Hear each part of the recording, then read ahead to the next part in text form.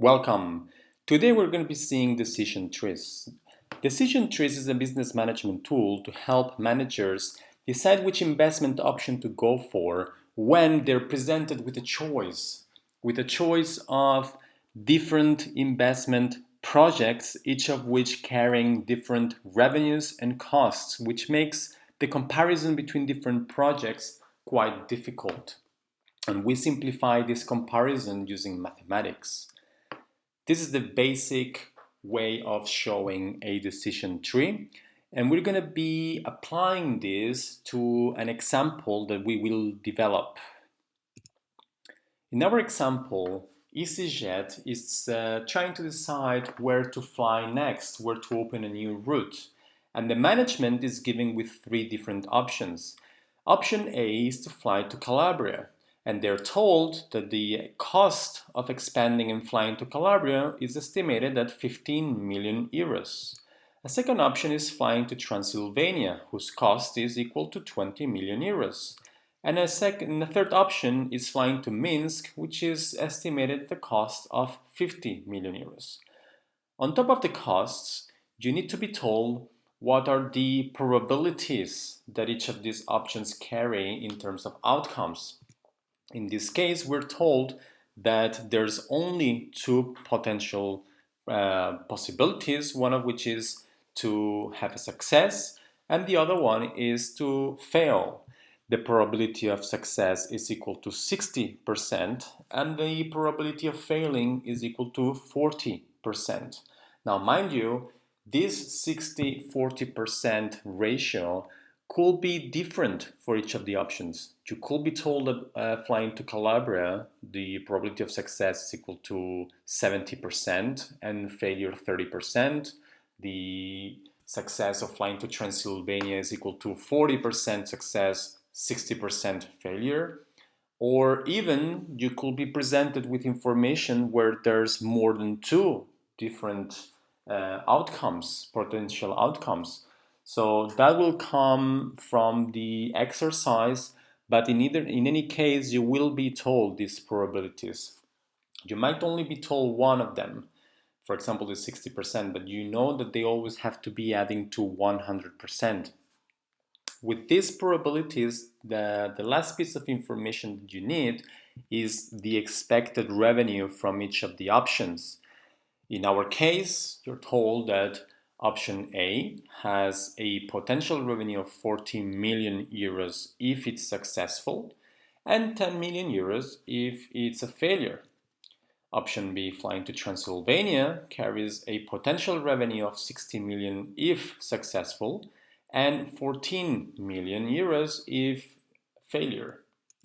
And finally, the option of flying to Minsk has a potential revenue of 120 million euros if it's successful and a 1 million revenue if it's unsuccessful. Now you can see with all this information concerning there's probabilities, there's different costs, there's different revenues.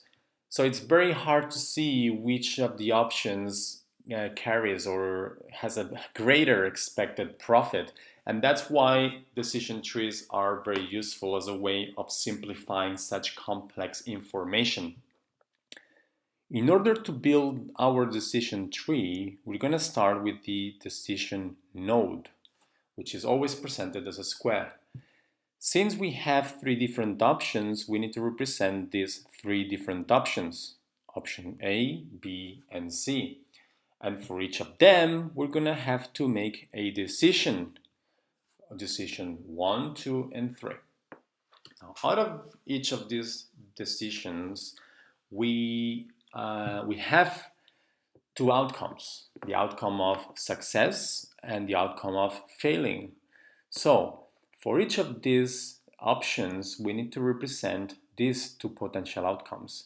If you had been told that there's three outcomes, then you will have to be representing three arrows in here. So each of them, 60% success, 40% failure. And we repeat that for options B and C. So we already have in here represented the basic diagram. And now we need to input the revenue and costs. For option A, Calabria, we were told that the expected revenue, if flying to Calabria is a success, is 40 million euros. And those are the 40 million euros that we need to input in our decision tree diagram. The revenue, if the venture is unsuccessful, is estimated at 10 million euros. And those are the 10 million that we need to represent if the option A is a failure, at 40% probability. We do the same thing with options B and C, and by inputting the figures, we already have all the expected revenues represented. The last item that we need to represent are the costs. We're told that flying to Calabria will cost 15 million euros, Transylvania 20, and flying to Minsk 50 million euros. And those costs are represented below each of the initial options in our decision tree. And this is how our decision tree looks after inputting all the information. We have already simplified a lot the information given to us in the enunciation. What we're going to be doing next is calculating the expected profit from each of these options in order to be able to compare them and decide which of them we should be going for. We're going to start with option A, flying to Calabria. The probability that this venture is a success was estimated at 60%, and the probability that it's a failure is 40%. And those are the things that decision trees really take into account. Because both probabilities add to 100%, we can play with figures now to calculate the global expected revenue from this project. How do we do that? We start by multiplying the revenue from the venture, if it's a success, which is 60%, times the revenue of 40 million euros, and that gives us a 24 million euros of expected revenue from the venture, from the project, if it's successful. And we do the same thing for the case where it's a failure. 40% times 10 million equals 4 million. Now, the total expected revenue now can be calculated as the addition of those both of these outcomes. 24 plus 4 million equals 28 million euros in expected revenue. We can do this because, as we said before, the probabilities always add to 100%. The profits of a company are always calculated as revenue minus cost, and in this case it's not different. In order to calculate the expected profit from this project, we need to take into account as well the costs. And since we already have the revenues, which are equal to 28 million, and we know the costs, which are equal to 15 million, we can calculate the expected profits from this option as 28 million minus 15 million, which equals to 13 million euros in expected profit. Finally, we write down under the node for option 1 the expected revenue of 28 million euros. Now we're going to be doing the same thing for the other two options. For option B, in order to calculate the revenues, we will start by calculating 60% times 60 million euros plus 40% times 14 million euros, which is equal to 41.6 million euros in expected revenue from this option. The costs are equal to 20 million, and therefore the profit is calculated as 41.6 million euros in expected revenue minus 20 million in costs, which is equal to 21.6 million euros in profit. We write down the 41.6 million euros in revenue and move on to the last option, which is the option C, and we do exactly the same calculations. Turns out the revenue in this case is equal to 72.4 million euros minus the 50 million euros in costs equals to 26 million euros in expected profit. We can see now very clearly that the profits from option 3 are much greater than the profits for the other two options.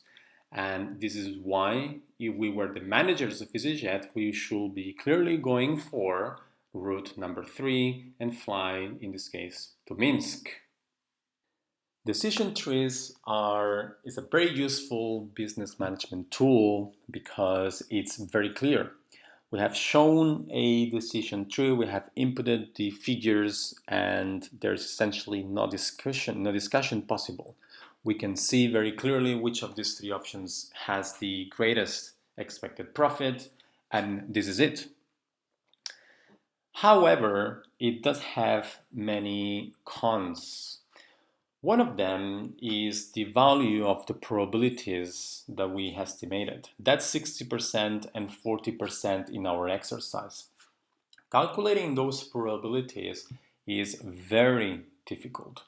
It's an estimation, and therefore the value of the expected revenue could be very different if those probabilities changed.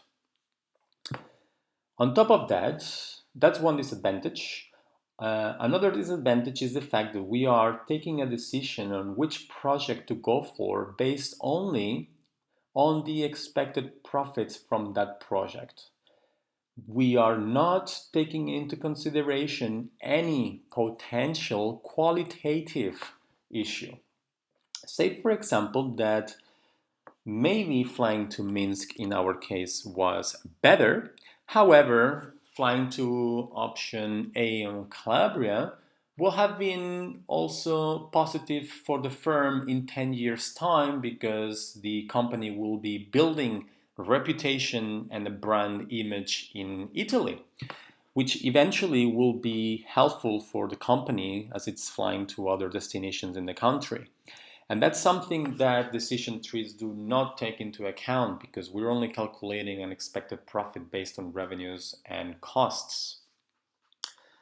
Finally, another disadvantage from decision trees is the fact that if we have many different projects with very different probabilities and many different outcomes and many different revenues and costs, it all becomes very messy.